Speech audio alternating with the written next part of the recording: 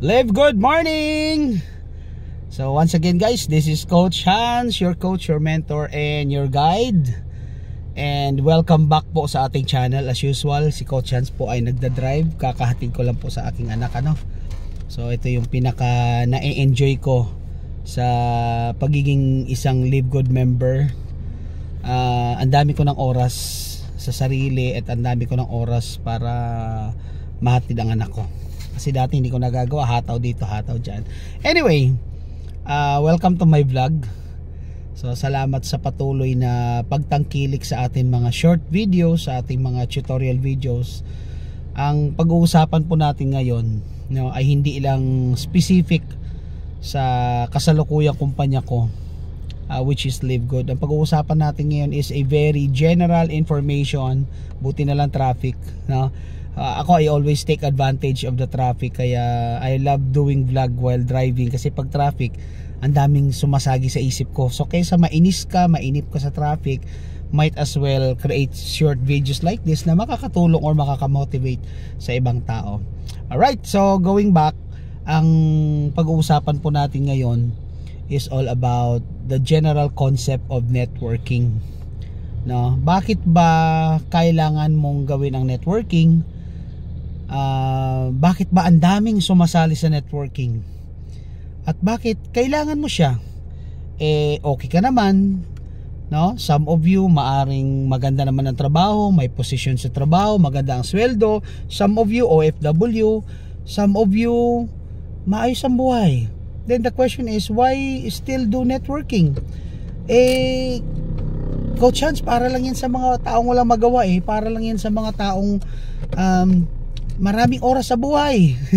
Walang pinagkakitaan. Para lang daw yun sa mga desperado. Well, that's the general concept of networking. And mind you guys, eto mai-share ko lang, bakit po ba ang daming negative at ang daming rejection sa networking? Medyo tinatama-tamaan ako ng araw dito. Baba ko nga. Yan. Okay, sige, sarado ko lang. Bakit po ba, Coach Hans, ang daming negative sa networking? Gusto ko mag-networking pero ang daming ayaw. Ang daming negative. Okay, yun yung pag-uusapan natin ngayon habang ako ay nagda-drive papunta doon sa aking kabilang bahay at ako ay mag-garden. Sarap mag-live good. Now, first thing first, you have to understand the reason why ang daming rejection at ang daming negative about networking. Not only with Live Good, but in any other networking. Kahit anong kumpanya, lagi po yan may rejection, lagi po yung mayroong negative. Now, one of the reason bakit po ang daming negative sa networking, you have to understand, ladies and gentlemen, sa aking mga subscribers at sa mga manonood ng video na ito, sa masyashare ng video na ito, one of the primary reason, so medyo natatamaan ako ng anino ng puno. One of the major reason po kung bakit sobrang dami ng rejection and negative sa networking is because ang dami nagfi-fail sa networking. Okay, always remember guys, I've been doing this for quite a while at ang dami ko talagang nakilala, ang dami kong na-meet na tao at marami sa kanila mga nag-fail. I would say by history itself, I would say 97% ng mga sumasali sa network marketing nagfi-fail. So ibig sabihin, Coach Hans, yung chance ko maging successful dyan ay maliit lang. To be perfectly honest, yes, that would be around 3 to 5% lang ang nagiging successful sa networking. Pansinin niyo sa isang kumpanya, sino yung mga top earners, sino yung mga ina-awardan, di ba sila lang.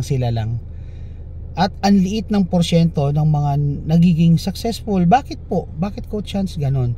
Well, maraming factors. Minsan, ang dami, titingnan natin kung kaya natin i-cover yung mga factors kung bakit ang dami nagfe-fail sa networking. But you have to understand yung failing rate in network marketing or yung mga tao na nagfe-fail sa networking. I mean, not all, but majority negative na rin po sa networking. Why? Some, they have bad experiences. Kasi ang problema rin dito sa Pilipinas, marami rin pong nagsamantala na ginagamit yung concept ng network marketing to scam people. Alam naman natin yan, aware tayo dyan na marami po talaga dito sa atin akala mo networking scam pala, no? They offer cryptocurrency, they offer investments na alam mo yon, yung front nila is it's a legitimate networking company. However, the real motive hindi naman po talaga networking, but it's actually to scam people. The real motive is to take advantage sa mga mahihina na naghahanap din ng extra pagkakitaan, no? So that's one. And having said that, yun yung mga tao na you can't expect them to be positive pa sa network marketing. Why? Kasi imaginein mo, ang dami nagsanla ng baka, nagsanla ng lupa, nagsanla ng bahay, kasi pinangakuan sila na mag-i-invest sila, kikita sila, yayaman sila. Well, one of the reason na rin kaya siguro maraming nagfi-fail sa networking, minsan yung katamaran na rin ng tao eh. Yung paghahangad natin ng sobra-sobra, yung paghahangad natin kumita ng malaki, ng easy money, nung wala tayong gagawin, mabilis tayong magpapaniwala dun sa concept na wala kang gagawin, kikita ka.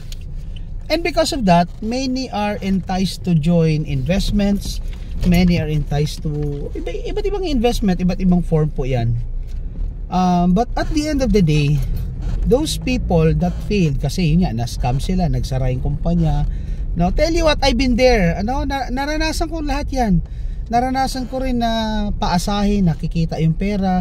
Those were the days na hindi ko pa naunawaan yung investment. Those were the days na bata pa rin ako. Hilaw pa ako sa concept ng network marketing. So talagang mararanasan mo yan, no?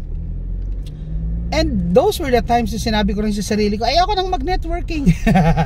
But in reality, kung babalikan ko yung sitwasyon ko that time, dala rin siya kasi ng sobrang paghahangad na kumita nang walang ginagawa. So in short, katamaran. Okay, walang ganon guys. Walang ganon. Okay, so that's one factor. Scam. Okay, marami mga kumpanya na nagkukunwari na legit sila, but there is an intent to scam people. Sana po wala na po mabiktima sa ganyan. Sana wag na po tayo magpapaniwala sa mga easy money na wala kang gagawin, kikita ka. Wala po talagang ganun eh. There's no such thing na wala kang gagawin, kikita ka. And guys, to clarify, hindi po iyan ang promise ni Live Good, ha. Never po naging promise ni Live Good na sasali ka, wala kang gagawin, kikita ka, yayaman ka. No. Mali po kung kayo po ay pinangakuan ng mga nag-iimbita sa inyo sa Live Good at ang pangako ay sasali ka lang, wala kang gagawin, kikita ka, yayaman ka. I'm telling you right now, mali po ang intensyon sa inyo. Or maaring hindi lang nakakaunawa din, no? Maraming factors. So maaring hindi talaga naunawaan ng tao nag-invite sa'yo kung ano si Live Good, or kung naunawaan man niya, mali yung intensyon niya, pasalihin ka. Ang gusto lang niya kumita. Kaya masakit man isipin, pero pag ikaw yung pinangakuan na sumali ka kay Live Good, wala kang gagawin, kikita ka, masakit isipin, pero nagsisinungaling po yung taong nag-iimbita sa'yo. Okay? Kasi walang ganon. Meron po tayong gagawin kay Live Good. The least we can do is to promote and to share Live Good, no? Para malaman ng mga tao na nasa Live Good ka. And that's how you can actually start your business with Live Good. But anyhow, balik tayo. So one of the factor ulit, number one, scam. Second factor, ayun, yung katamaran ng tao. Yung katamaran natin na gusto natin easy money lang. At yung katamaran na yan, it contributes as well doon sa reason kung bakit marami pong nag-fail. Kasi ganito yan guys eh. We thought, kasi ang nakikita lang natin madalas sa mga uplines natin, or pag sumasali tayo may mga nakikita tayong top earners, you have to understand guys na yung nakikita nyo sa mga uplines na top earners, yun na po ay finished product na. Kumbaga blockbuster na po ang pelikula niyan. Kumbaga made na yan. Pero yung proseso na pinagdaanan niyan, paano siya naging successful, paano nakuha yung pagiging top earner, you have to understand that they go through the process. Hindi po nila yan nakuha overnight. Hindi nila yan nakuha ng 3 months, ng 4 months. No. It takes years. It takes a lot of pain, hardship. It takes a lot of sacrifices para makuha nila kung anong nakuha nila, no? So ang point ko, minsan dahil sa nakikita natin na maganda yung future na naghihintay sa atin, kasi may yung nauna sa atin ay naging successful na, always remember this, kaya yan naging successful kasi ito yan, no? Meron tayong tinatawag na ladder to success. Ano ba yung ladder to success? Sige, I will have a separate vlog for that one. Pero I'll give you an overview what the ladder to success is. Yan po yung pinaka-bituka or pinaka-proseso paano maging successful sa networking. Okay? So if you have a pen and a paper, please write this down. So ito po yung ladder to success. Sisimulan ko po yung ladder to success mula sa pinaka-tuktok pababa para maintindihan mo yung proseso. Okay? So yung pinaka-tuktok ng ladder na yan, yung pinaka top reach, ano bang exact word? Yung pinaka, basta yung pinaka ibabaw na yan, ng ladder na yan, is the word success. So isulat mo, success. Success, that's the time, no, na nabibili mo na yung gusto mo, nakukuha mo na yung gusto mo, mayroon ka ng ilang bahay, mayroon ka ng ilang sasakyan, marami ka na natutulungan kapatid mo, kamag-anak mo. Ibig sabihin, well off ka na kasi made ka na, kasi yan na yung end result mo. So yan na yung time na nakakapag-travel abroad ka na, you have the time freedom and you have the financial freedom, you can do whatever you want anytime you want, anything you want sa buhay mo. Yan na yung ultimate natin, no? So yan yung success sa networking. Again guys, we're talking about process of networking, ha. Ngayon, bago mo makuha yung success, okay, next step, pababa po yung steps na isulat mo, ha. Next step, yan po yung big income. Okay? Again, yung success mo, mangyayari lang yan, or yung mga time freedom na sinasabi natin, it can only happen pag malalaki na income mo. I would say 1 million and up in a month. Okay? So pag kumikita ka na ng 1 million and up, I don't think na may kulang pa sa buhay mo. Kasi magkano lang naman lifestyle natin, sabihin mo ng pinakamaluho mo na siguro 200,000 a month. Luhong-luho na yun. So yung sa sobra doon, it contributes to your success. Okay, so yun na. So para tandaan mo, success happens if you have big income. Now, let's talk about big income. Paano po ba ako magkakaroon ng big income sa network? Ang big income po will only happen if you have a big network. Okay, yes? Ladder, one step down tayo, ha? From success, big income, next, big network. Okay, may big network ka. Hindi ka naman po pwedeng kumita ng malaki kung wala kang big network. Saan mo kukunin yan? Unless kamador ka. Unless ikaw yung mga gumagawa ng anomalya sa kumpanya, no? Na hindi mo alam, ninanakaw mo ng harap-harapan ng pangarap ng ibang tao, kaya nangangamada ka, nagbabagsak presyo ka. Pero in reality, big income only happens if you have a big network. And when we talk about big network, hindi po siya simply big in numbers. Hindi siya dahil marami ka lang members, marami kang downlines, meron ka ng big network. No. Hindi po yun ang definition ng big network. So alamin natin. So let's go further down. Ano po ba yung step before big network? Big network only happens if you have a network of leaders. Okay, ito na yung malupit-lupit, no? Ulitin ko, ha. So sa ibabaw, success, next big income, pababa yung steps, ha. After before big income, you have big network. Okay? Ang pang fourth pababa, network of leaders. At ito po ang critical. Kasi bakit? Again, ang big network, it can only happen if you were able to duplicate, if you were able to inspire other people to become leader like you, na maging networker din like you, na maging leader like you, na kaya mag-step up kahit wala ka, na kaya mo magkaroon ng leverage kahit tulog ka, kahit nasa malayo ka, na kaya nilang gawin yung mga ginagawa mo. That's called duplication. So that's the only time you can have a big network or a network of leaders. So paano po ba, Coach Chance, ginagawa yung network of leaders? Kasi gusto ko magkaroon ng network of leaders. Gusto ko meron akong leaders na marami. Let's say for example natin dito si Coach Fernan. Bakit si Coach Fernan successful na ngayon? Kasi he didn't make it alone. If you go elsewhere, ang dami na pong members ni Live Good, that's basically because may mga nangunguna, may mga leaders, may mga nag-step up, and I would say isa po ako doon. No, kumbaga sa grupo ko, isa ako sa mga leaders, part po ako ng network of leaders ni Coach Fernan. So kahit wala siya doon sa areas ko, doon sa mga nasasakupan ko, still it's creating leverage, no? Kasi may leader siya na katulad ko, at ako rin may mga leader din ako sa ibaba ko, so on and so forth. So that's network of leaders. Imaginein mo if Coach Fernan has 130,000 members sa buong mundo. So out of 810,000, 130,000 doon kay Coach Fernan. Tingin nyo kung siya lang ang mag-isa, lalaki siya ng ganon? Tingin nyo kung mag-isa lang siya, mag-grow ang network ng ganon? Hindi. The reason why the network keeps on exploding exponentially because may na-create siyang mga leaders sa ilalim niya. Now, baba na tayo sa next step. Paano pa ba ako, Coach Hans, magkakaroon po ng tinatawag na network of leaders? Paano po ba ako magkakaroon ng leaders? Okay, may requirement dyan. Yan ang pinaka-critical. Okay? First requirement para magkaroon ka ng network of leaders, dapat ikaw mismo leader.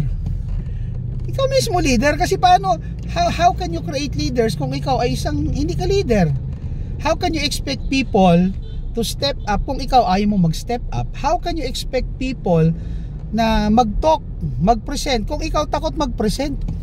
Are you getting my point? Ang point ko, kailangan maging leader ka by example. So that's the first requirement para magkaroon ka ng network of leaders. Number 1, dapat leader ka. Number 2, dapat nag-aaral ka.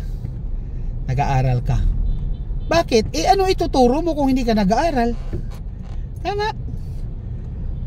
Kaya kailangan maranasan mo ang mahirapan.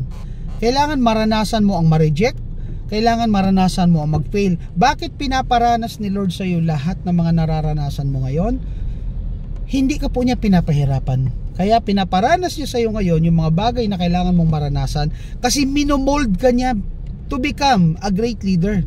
Pinaparanas niya sa iyo ang mga bagay na soon mararanasan ng mga downlines or mga members mo, para maintindihan mo how does it feel to be rejected, how does it feel to fail, kasi naranasan mo. So hindi ka lang naging leader simply because you have power, you have influence, you have money. Hindi. Ang totoong leader yung talagang nasa battlefield, nakaranas. Kaya pag ikaw nararanasan mo parang nasa lowest point of your life ka ngayon, na hirap ka pag ni-network, tiyagain mo, nasa proseso ka. Ibig sabihin, nasa tamang proseso ka, at hinahanda ka lang ni Lord na maging matibay, maging malupit na leader. Kasi bakit? Tandaan mo, kaya ka nag-aaral hindi para sa sarili mo. Kaya ka nag-aaral mainly because ito po, no, ay paghahanda, kasi you are expecting to lead hundreds of thousands or even millions of people. Imagine niyo, halimbawa na lang natin, just for an example, imagine niyo right now sa network ni Coach Fernan, meron siyang 130,000 members sa Pilipinas at sa buong mundo. Imagine niyo kung wala siyang alam. Imagine niyo kung hindi siya experienced networker, how can he manage people of such numbers? Are you getting my point? Kaya successful si Coach Fernan ngayon kasi he has the capability, he has the qualities to become a great leader or leader of millions, kasi marami na siyang naranasang hirap, sakripisyo, rejection at kung ano-ano pang negative sa buhay. Kaya baliwala na sa amin ngayon ang ma-reject. Manhid na kami sa rejection, sanay na kami sa mga failures and everything. Kaya hindi mo, yan ang hahanapin mo. And again, hindi mo yan mahanap kung ikaw mismo hindi leader. Tandaan mo, hindi po nakakadagit ng agila ang isang maya. So you have to become an eagle, no? Para makadagit ka rin ng isang agila. Are you getting my point? I hope you're learning a lot. So, ano uli ang requirements? Number 1, be a leader. No? Number 2, aralin mo. Number 3, eto na, inaral mo na. Magaling ka na. What's your next objective? Ang next objective mo, dahil natuto ka na, kailangan may oras kang magturo. Kasi kahit anong dami ng alam mo, kung madamot kang magturo sa grupo mo or sa network mo, wala ka rin maduduplicate. Tandaan mo, duplication only happens pag nakopya ka ng mga leaders mo or ng mga downlines mo, at makokopya ka lang nila kung ikaw ay laging may wisdom, meron ka palaging na ituturo sa kanila. At paano ka matuturo? Paano ka makapagturo kung wala kang alam kasi hindi ka nagtitraining? Yun ang problema. Kasi marami sa atin, and one of the reasons kung bakit ang dami nagpe-fail in network marketing, kasi tamad mag-aral. Kasi akala nila easy money lang ang networking, sasali ka, wala kang gagawin. Back to basic, yung katamaran na naman natin. So ang totoong nagbibigay ng reason sa atin para mag-fail, yung katamaran natin. Tama o tama? Isa ka ba doon? No? Masakit man isipin, pero that's the reality. Kasi kung lahat tayo masipag mag-aral, lahat tayo matututo eh. Nai-gets nyo po? So ito na. So kailangan may oras ka magturo. Ituro mo lahat. Tandaan mo, in network marketing, kaiba po ito sa local employment. Sa local employment, kung ikaw ang manager ng isang bangko or isang korporasyon, hindi pwedeng ituro mo lahat ng alam mo sa subordinates mo. Why? Kasi pag natutunan niyang lahat, potentially papalitan ka niyan. Potentially yan ang mapopromote, sisip-sip pa sa boss mo yan. Kung alam niya ng alam mo, patay kang bata ka, papalitan ka ni boss. Gets mo? Yan po ang kaibahan ng ating employment sa network marketing. In network marketing, iba. Dapat hindi ka maramot sa kaalaman. Kung pwede lang makapag-create ka ng mas magaling sa'yo, mas leader sa'yo, mas malupit sa'yo, mas masipag sa'yo, mas halimaw sa'yo, then do it. Kasi bakit? Walang mawawala sa'yo. Dito, the more that you create leaders, magagaling na leaders sa ilalim mo, the more you will have a stable network. Bakit? The more you will have what we call leverage. Bakit? Imaginein mo, let's put it in numbers. Imaginein mo kung ang galing mo ay 100. Okay, numbers ha. Tapos may mga downlines ka, dahil mga bago lang sa kanila, nagsisimula sila sa zero knowledge. Pero ikaw, magaling ka na kasi veterano ka na. Networker ka na talaga, solid ang foundation mo. So you have 100 points na galing, sila 0 points. Ngayon, kung ikaw lang ang marunong, lahat po na downlines mo, ikaw ang bubuhat niyan. Kasi bakit? Zero knowledge sila eh. What if magturo ka? What if along the way nakapag-create ka ng leader na may 50 points ang knowledge?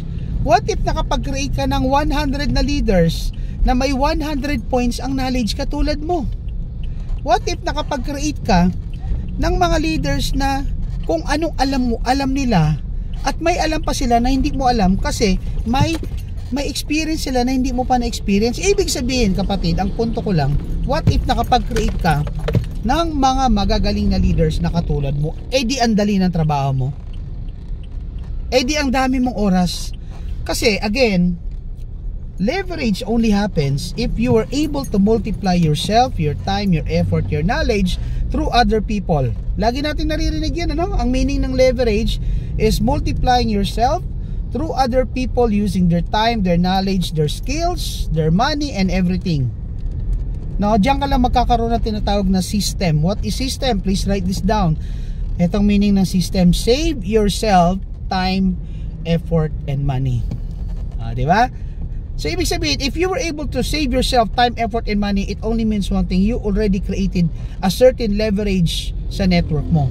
And that leverage becomes your power. Kasi bakit?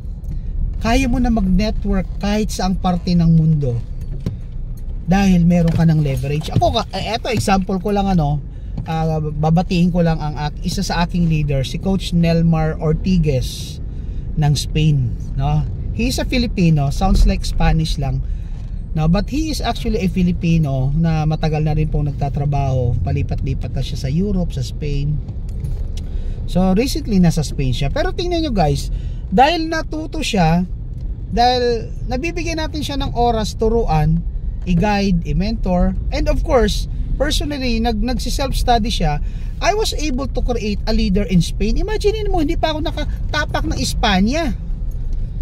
Pero gumagalaw ang network ko sa Spain because I have a leader in Spain. Gets nyo? So the only time you were able to maximize the potential of the word leverage is if you were able to duplicate yourself. At ang goal mo, hindi mo lang ma-duplicate ang sarili mo. Kailangan makapag-create ka ng superhuman networker na higit pa sa'yo. Kasi if you have hundreds or thousands of people below you, no, na skilled, at meron silang, ikaw may 100 points ka, sila merong 1,000 points, guys, wasak. Yan ang term na gagamitin ko, wasak na wasak ang network mo, sabog na sabog ang kita mo. Kasi bakit? Iba ang nagagawa ng leverage sa buhay natin. And again, it will only happen pag nagtuturo ka. Okay, so yun yung mga requirements. Now, Coach Chance, kailangan pala maging leader ako. So, paano naman ako magiging leader? One step below na tayo. Magiging leader ka kung number one, gusto mo maging leader. Yan.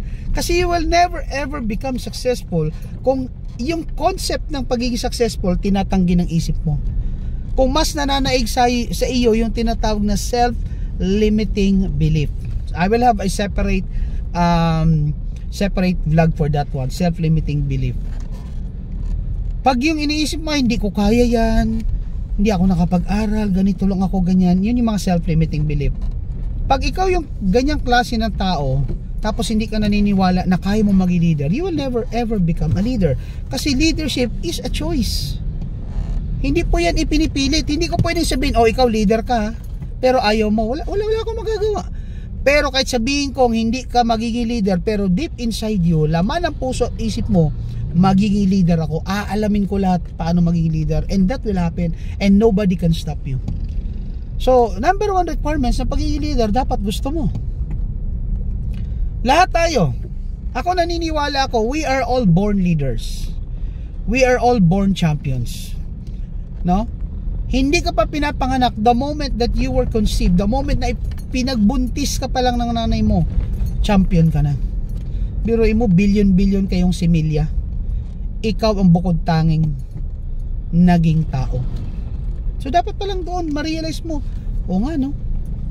So we are all born equal, we are all born champion. It's just that iba-iba tayo ng pinanggalingan, iba-iba tayo ng background, iba-iba tayo ng learning sa buhay. So that contributes ng pagiging leader natin or pagiging simple follower natin. I myself, mahirap lang din ako. I never thought na magiging ganito rin ako. No, I never thought na one day I will be leading thousands of people into greatness like this. No, na maging part ka ng success nila. I never thought about that na maliit ako. Kaya lang yun bata pa ako, ginugusto ko na talaga maging successful. Kasi bakit? Mahirap ka lang Anong choice mo pag mahirap ka? Wala. So you have to think, kailangan maging successful ka. So back doon sa kwento ko. So ito na. Kailangan leader ka. Kailangan mag-aral ka. Now, ano pa ang kailangan mo para maging successful leader ka? Kailangan gustuhin mo, no? Number 2, kailangan may oras kang mag-aral. Hindi pwedeng puro pera ka kagad mag-focus. Hindi, walang ganon. You have to have time to yourself. You have to invest time to yourself para maging leader. Ang pagiging leader po kasi, hindi naman yan nakukuha overnight Kailangan inaaral mo siya. May proseso rin. No? Take time. Mag-invest ka ng oras to watch mga leadership videos, leadership audio, leadership books. Alamin mo ano ba yung mga qualities ng mga leader. Ano ba ang kailangan ng isang leader? Ano ba yung mga traits ng isang leader? Ako tip ko sa'yo, find time to find books or e-books. Yung mga biography ng mga successful tao. Regardless of their background. Si Mao Zedong, no? Ano ba yung meron sa kanya? Si Lee Kuan Yew. Ano ba meron kay Marcos? Ano ba meron sa iba't ibang leaders? Ano ba meron kay Robert Kiyosaki? Ano ba meron sa iba't ibang leader? Bakit naging great leaders sila? And that will add up. Then of course, your experience habang ginagawa mo yung network marketing, it will also add up. Pero again, it will only happen kasi nakakapagod maging leader. No, ang dami mong gagawin para ka maging leader. Pero again, pag gusto mo ang isang bagay, walang imposible at walang mahirap. Again, doon na tayo. So, everything boils down into one. No, tandaan mo paano ka maging leader? Everything boils down into one. Ano 'yon? Attitude. You should possess the right attitude ng pagiging leader. You should possess the right mindset of being a leader. Kailangan tama yun.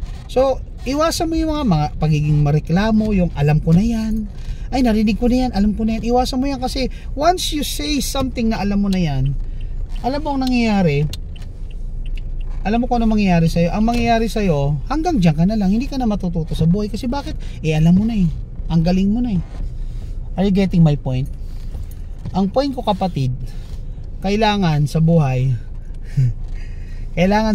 alam mo kung ano yung ginagawa mo, no? So yun yung masasabi ko. So dali lang, magpo-park lang po tayo, ha?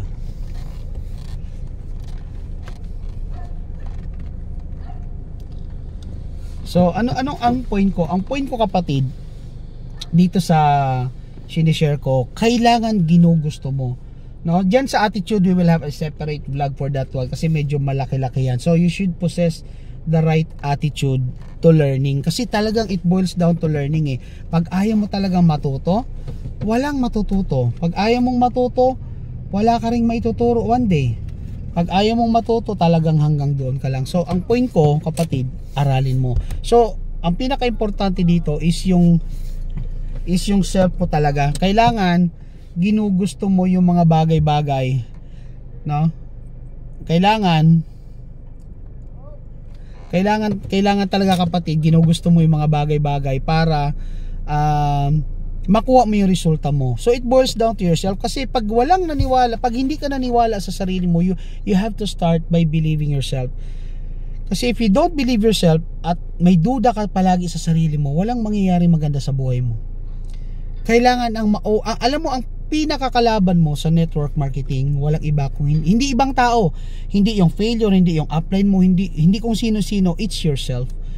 So you have to be ready sa self mo, kasi yan ang una magdidikta sa iyo. Pangit yan, ganito yan, ganyan yan, especially your negative view. Kasi there is a positive view and there's a negative view. Okay? So back tayo dun sa self. Yun yung lowest point mo. Yun yung first step ng ladder mo, yourself. Ano ba talaga, you have to understand, ano ba talaga ang gusto mo mangyari sa buhay? Ano ba talaga ang gusto mo maging success mo sa buhay? Ano ba talaga ang gusto mong marating sa buhay? At again, it will only happen pag nauunawaan mo sa sarili mo, bakit mo ba siya gagawin? Ano ba ang deepest why mo? Para kanino mo ba siya gagawin? Kasi napaka-importante po niyan. Pag hindi mo naunawaan kung bakit mo ginagawa ang isang bagay, hindi mo malalaman kung bakit mo siya kailangan gawin. So please understand your deepest why. Magkakaroon tayo ng vlog dyan. Abangan ninyo yung deepest why. Malalim po yan. Okay? So I hope in this short vlog na video na napanood mo ngayon, may natutunan ka. So never ending learning po ang buhay. Never stop learning, kasi lagi po tayong may matututunan sa buhay. And never stop dreaming, kasi again, ulitin ko, you are a champion. You were born a champion. You can be somebody someday. You can bring out the best of you. Basta ang importante, naniniwala ka dyan. Okay? So Coach Hans po, once again, no? Salamat po sa panonood sa ating maikling video. Huwag po sana kayong magsasawa manood, mag-aral. Marami pa po tayong mga videos na i-upload dito. At huwag mo rin kakalimutan syempre mag-subscribe at i-share itong mga video na ito sa mga downlines mo, sa mga members mo, sa mga kaibigan mo. Marami pa po tayo. Napakalaki po ng aaralin natin about networking, no? At ito naman po ay hindi natin ipagdadamot sa inyo, kasi ito naman ay libre na rin nating natutunan doing network marketing for 25 years. I-share ko po sa inyo ito. Just keep on watching, just keep on learning, and see you at the top. God bless everyone. Take care, at naway lahat po tayo gumanda ang buhay. Okay? Thank you and God bless.